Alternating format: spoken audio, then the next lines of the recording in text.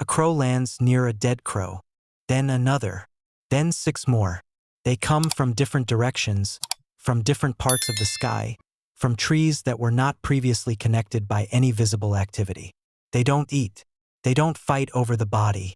They gather near it, sometimes in near silence, sometimes producing sounds that ornithologists describe as distinct from ordinary crow vocalizations, calls that carry differently, that bring more birds in. The gathering lasts minutes. In documented cases, it lasts longer. The birds stand near the body, and then they leave, one by one the way they arrived. No one taught them to do this. The behavior has been recorded by multiple research teams studying corvid cognition. There is no obvious evolutionary payoff to standing near a dead member of your own species. No food, no territory, no mate. The behavior has no clean functional explanation, unless something is happening inside the crow. Unless there is something it is like, from the inside of a crow's nervous system, to be present at the site of a dead conspecific. On July 7, 2012, in a room at the Hotel du Vin in Cambridge, England, a group of scientists decided they could no longer claim that nothing was. The question of animal consciousness is not a new one. But for most of the 20th century, academic science treated it as professionally dangerous territory. Behaviorism, the framework that dominated psychology from the 1910s through the 1960s, held that only observable behavior could be studied scientifically. What happened inside the animal was not a scientific question. It was metaphysics.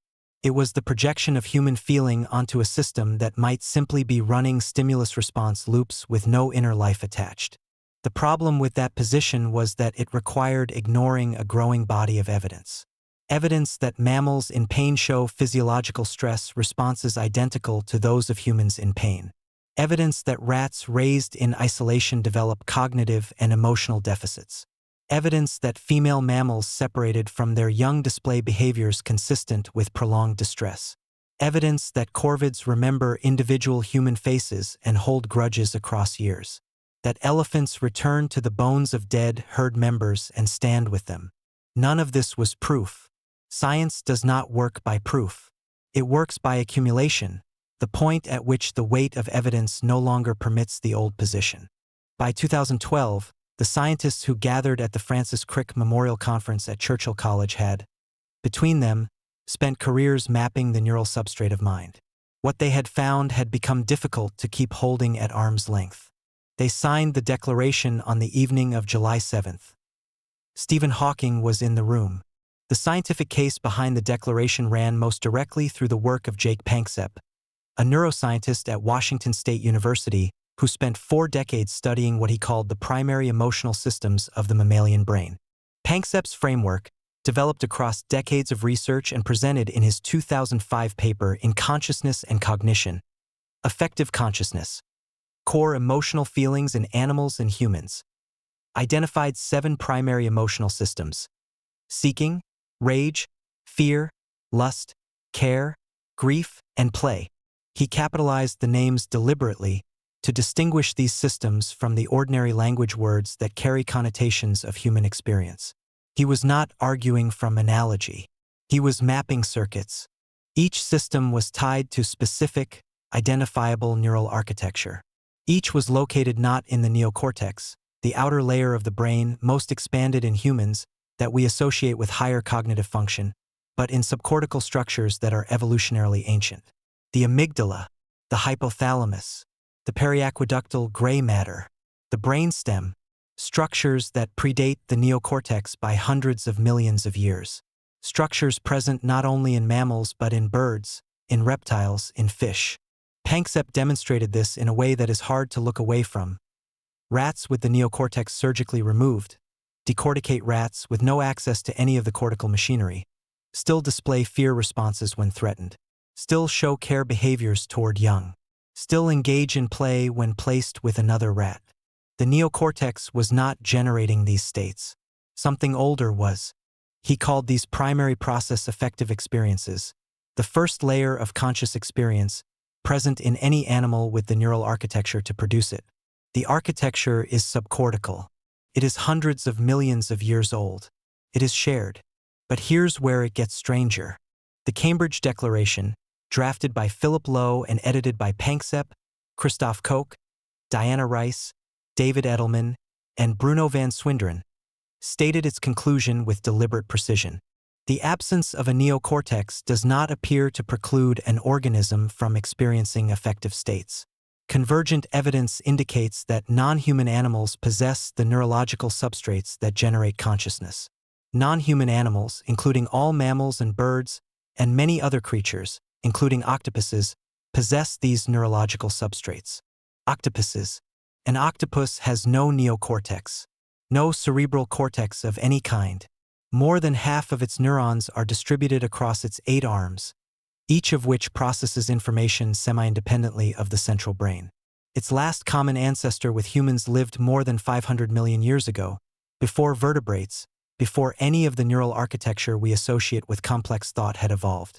The octopus arrived at its intelligence by a completely separate evolutionary path, not as a simplified version of vertebrate cognition, as something different, built from different materials, arrived at by different pressures across 500 million years of independent evolution.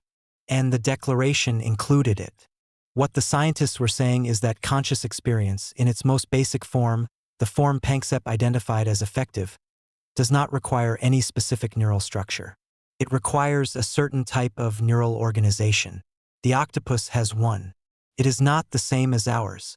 The declaration said that this distinction may not be the one that matters. This is not a statement about animals. It is a statement about the architecture of experience itself, about what is running inside you right now, in the same subcortical structures that run inside the crow. The systems Panksepp identified, the circuits generating fear, grief, care, seeking play, are in you right now. They predate your neocortex by hundreds of millions of years. They were doing something before your ancestors had a cortex. They are doing something now, beneath every rational thought your cortex generates, beneath every word and concept and self-narrative you produce about your own internal life. What you call fear is, at its core, the activation of circuits present in every mammal. What you call grief is, at its core, the same system that causes a decorticate rat, a rat with no neocortex at all, to respond differently when a social companion is removed. The neocortex adds elaboration. It takes what the ancient systems generate and builds a structure around it. Language, abstraction, self-model, memory organized across decades, the narrative of a continuous self. You have all of that. The crow has less of it. The octopus has something different. But the primary layer, the raw material, the thing that feels like something before the cortex names it, may be the same kind of thing. The crow standing near its dead is not running something alien to you. It is running something ancient, something that was already there before either of your species existed.